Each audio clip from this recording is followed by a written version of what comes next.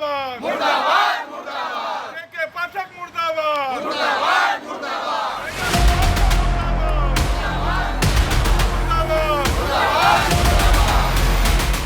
तस्वीरें बिहार के वैशाली जिले की हैं और प्रदर्शन कर रहे लोग बिहार में शिक्षा विभाग के अपर मुख्य सचिव के पाठक के खिलाफ नारे लगा रहे हैं।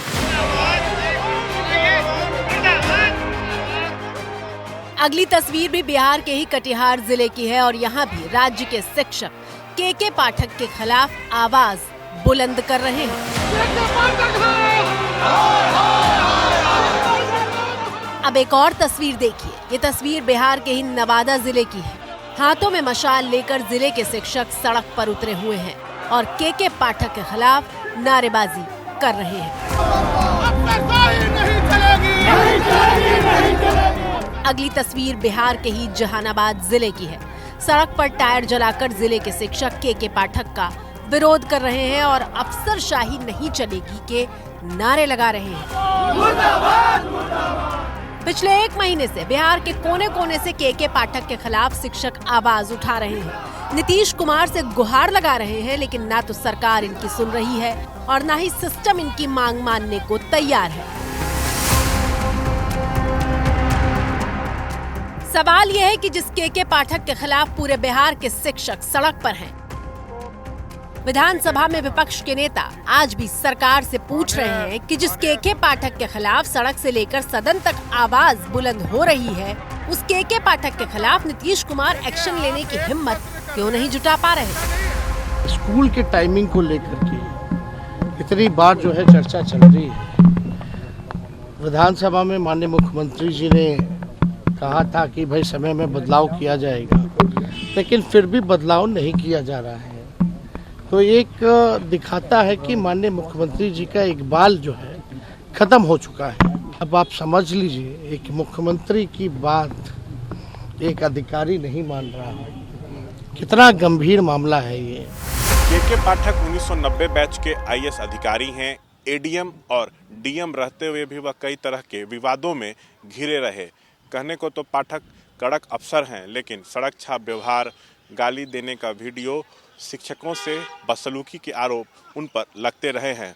बावजूद इसके नीतीश कुमार इनके सामने बेबस और लाचार नजर आ रहे हैं। 10 बजे लड़का आकर के बैठेगा और वो सीएम के लाचार और बेबस होने की बात हम यूं ही नहीं कह रहे। 20 फरवरी को भरे सदन में बिहार के मुख्यमंत्री नीतीश कुमार ने ऐलान किया था कि स्कूलों की टाइमिंग सुबह 10 बजे से शाम 4 बजे तक ही रहेगी। हमने कह दिया है, आप जान लीजिए जो होगा 10 बजे से लेकर के 4 बजे तक के लिए।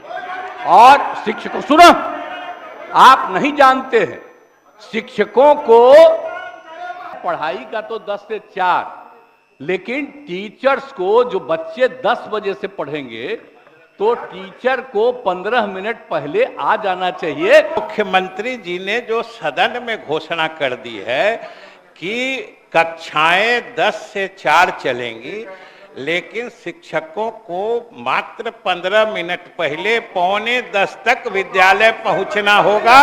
और सुबह में सुनते ही नहीं आप लोग। और मुख्यमंत्री जी ने सदन में घोषणा कर दी है, मतलब वो सरकार का फैसला है, वही लागू होगा।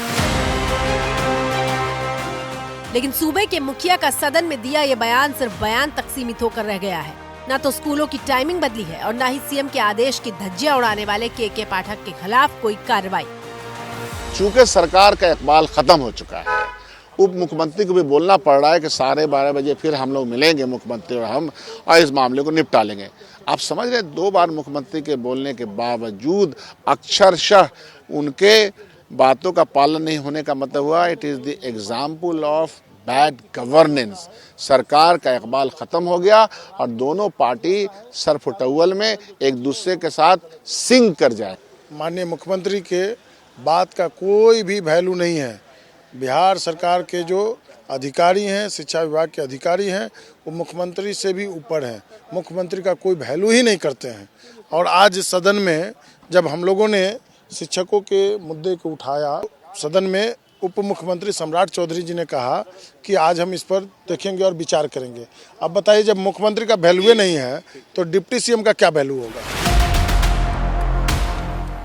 इस बीच बुधवार को शिक्षा विभाग का एक कथित आदेश वायरल हुआ, जिसमें स्कूलों की टाइमिंग सुबह 9:45 से शाम के 4:15 बजे तक करने की बात लिखी गई थी। सुबह से लेकर शाम तक बिहार के शिक्षक इस फैसले को लेकर सीएम का शुक्रिया कर पाते उससे पहले ही माध्यमिक शिक्षा विभाग के निदेशक कन्हैया प्रसाद का एक नया लेटर सामने आया, जिसमें कहा गया कि स्कूलों की टाइमिंग बदलने वाला पत्र फर्जी है। आपकी स्क्रीन पर इस वक्त 2 चिट्ठियां हैं।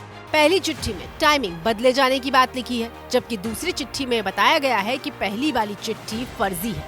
इन 2 चिट्ठियों के जरिए बिहार के सिस्टम को आप समझ सकते हैं। सवाल यह है कि बिहार के सिस्टम, सरकार की छवि और सीएम के आदेश की धज्जियां कौन उड़ा रहा है। आखिर के पाठक इतने पावरफुल कैसे हो गए कि सूबे के सीएम के आदेश को ठेंगा दिखा रहे हैं। जब माननीय मुख्यमंत्री जी ने सदन के अंदर 10 से 4 बोल दिए हैं और उनका कहा हुआ है, तो निश्चित रूप से उनको हर हाल में मानना पड़ेगा और वो लागू होगा, और इसमें कहीं कोई संदेह नहीं है। मुख्यमंत्री जी ने सदन में कहा है, सदन के बाहर भी बोले हैं, तो इसमें कहीं कोई प्रश्न उठाने की आवश्यकता नहीं है। निश्चित रूप से हर हाल में मानना पड़ेगा। ऐसा संभव ही नहीं है कि सीएम की बात ना माने। माननीय मुख्यमंत्री जी का जो आदेश हो गया है उसे अक्षरशः पालन करना पड़ेगा। सदन में माननीय सम्राट चौधरी जो उप मुख्यमंत्री हैं, उन्होंने भी कह दिया कि आज हम लोग बात करके अविलंब इस पर कार्रवाई करेंगे। चिट्ठी निकल जाएगा और चिट्ठी निकलते ही जो सब कुछ समान हो जाएगा। जो माननीय मुख्यमंत्री जी का निर्देश है वो पूरी तरह अक्षरशः पालन होगा।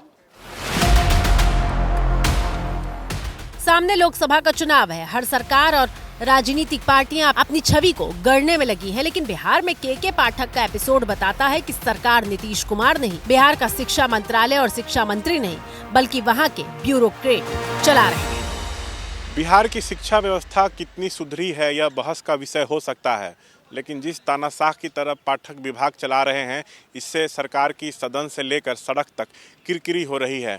महागठबंधन सरकार में वह शिक्षा मंत्री की नहीं सुनते थे और अब जब बीजेपी के साथ सरकार बनी है तो वो सीएम की नहीं सुन रहे हैं। ये हाल तब है जब विपक्ष में रहते हुए बीजेपी पाठक पर सवाल उठाती रही है।